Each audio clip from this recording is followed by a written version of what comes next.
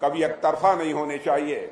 इसलिए मैं भी अपनी तरफ से शीश झुकाकर आप सभी बहनों भाइयों का हार्दिक अभिनंदन करता हूं, आप सभी का स्वागत करता हूं। मेरे बहनों भाइयों, यदि मैं आज आपके बीच आया हूं तो भरत सिंह कुशवाहा के लिए वोट मांगने आया हूं। भरत सिंह कुशवाहा को आपने विधायक के रूप में, मंत्री के रूप में काम करते हुए देखा है। हो सकता है कोई यह कहे कि भरत सिंह कुशवाहा ने यह काम किया, यह नहीं किया, यह कर दिया होता तो और ज्यादा अच्छा होता। हो सकता है, लेकिन इतनी बात मैं दावे के साथ कह सकता हूं, भरत सिंह कुशवाहा के बारे में कोई मां का लाल यह नहीं कह सकता कि हमारे भरत सिंह कुशवाहा के दामन पर कोई भ्रष्टाचार की दाग लगी हुई हो, यह कोई नहीं कह सकता।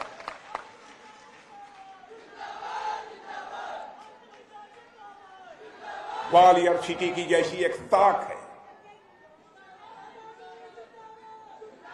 ग्वालियर सिटी की जैसे सारे हिंदुस्तान में एक शोहरत है, और ग्वालियर सिटी को तो हम एक संगीत सम्राट तानसेन जी के नाम से भी जानते हैं। बगल में ही बेहट में वह पैदा हुए थे, और आप लोगों को जानकर यह खुशी होगी, जानकारी शायद आपको हो गई होगी, यूनाइटेड नेशन के एक संगठन ने, यूनेस्को ने, अंतर्राष्ट्रीय संगठन है, माना जा रहा संगठन है, उसने ग्वालियर को केवल तानसेन जी के कारण सिटी ऑफ म्यूजिक घोषित कर दिया है। मेरे बहनों भाइयों, आप सभी बधाई के पात्र हैं।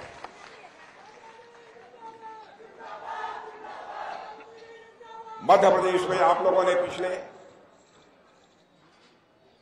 5 वर्षों में जो कुछ भी प्रत्यक्ष आप आंखों से देखा है, उससे आप अच्छी तरह परिचित हैं।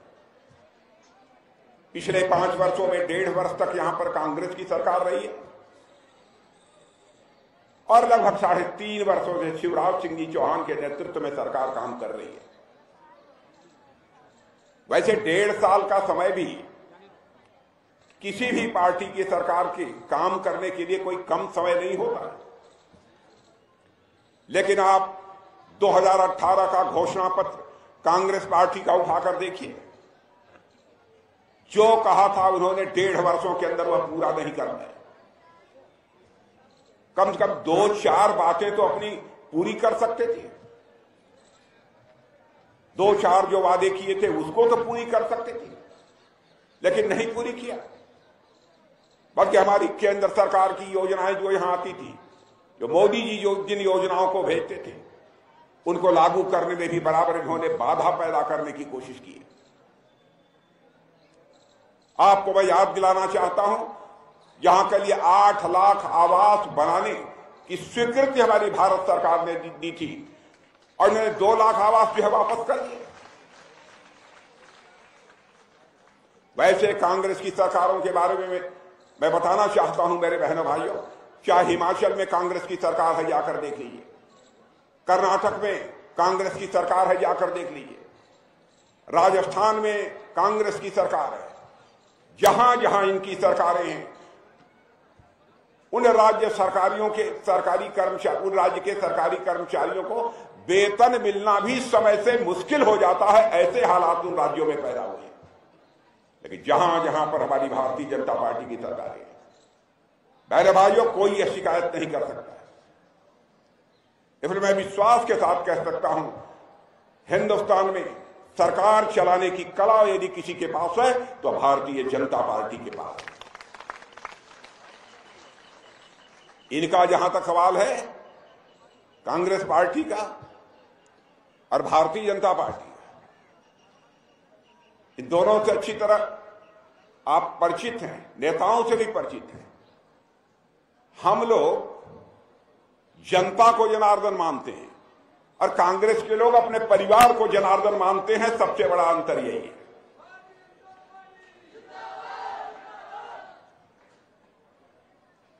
जनता की सेवा करना यह हम लोगों का पुनीत कर्तव्य है। जब से मोदी जी प्रधानमंत्री बने हैं, कितनी योजनाएं उन्होंने प्रभावी तरीके से लागू की हैं। मैं सारी योजनाओं की चर्चा करूंगा तो एक लंबा समय लगेगा। सब तो सब हमारे शिवराज सिंह चौहान ने भी कल्पना कोई नहीं कर सकता।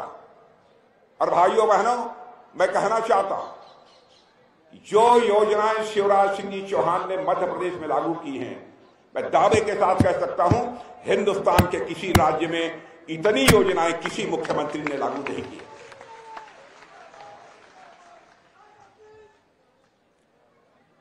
यहां तक मोदी जी का प्रश्न है, ये तो सारे लोग मानते हैं मोदी जी ने जो कुछ भी किया है। बहनों भाइयों, मैं समझता हूं उसे करिश्माई काम कहा जाए तो यह भी कहना अतिशयोक्तिपूर्ण नहीं हो। मुझे याद है जब पहले सरकार बनी थी और भारत सरकार में मैं गृह मंत्री था, मोदी जी ने एक बैठक बुलाई थी, मैं भी उस बैठक में मौजूद था, सारे अधिकारी बैठे थे। उन्होंने कहा अधिकारियों से कि भाई देखो, सबके बैंकों में खाते खुल जाने चाहिए, हर परिवार के, कोई भी परिवार शेष नहीं बचना चाहिए जिसका बैंक में खाता नहीं खुल जाए। बहनों भाइयों, हमारी समझ में नहीं आया कि मोदी जी कर क्या रहे हैं। तो मैंने मोदी जी से पूछा कि मोदी जी ये खाते खुलकर क्या होगा? कहे राजनाथ जी करिश्मा होगा। अब मैं आपको याद दिलाता हूं, राजीव गांधी जी ने एक बार कहा था, हम क्या करें, प्रधानमंत्री थे, हम 100 पैसा दिल्ली से भेजते हैं, लेकिन नीचे पहुंचते पहुंचते बामुश्किल लोगों की जेबों में 14 पैसा पहुंचता है। इस देश के प्रधानमंत्री ने कहा था उनसे, यह उनकी मजबूरी थी, प्रधानमंत्री थे,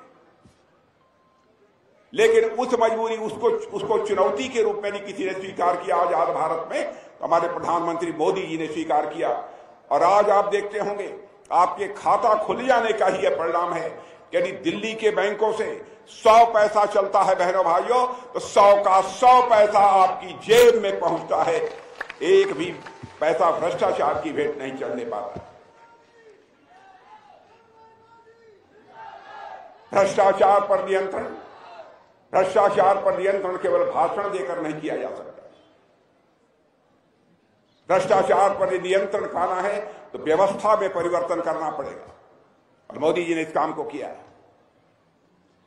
मोदी जी की संवेदनशीलता का जहां तक प्रश्न है, आप सभी जानते हैं, कभी सोचा था कोई प्रधानमंत्री आएगा घर घर में शौचालय बनवाने की बात करेगा? गरीब परिवार की माताओं बहनों की इज्जत होती है, सम्मान होता है, आबरू होती है, उसकी भी चिंता हमारे प्रधानमंत्री ने की। शायद ही कोई घर ऐसा शेष बचा होगा हिंदुस्तान में जिस घर में शौचालय न बना। हर घर में नल पहुंचना चाहिए और नल के माध्यम से लोगों को जल मुहैया होना चाहिए।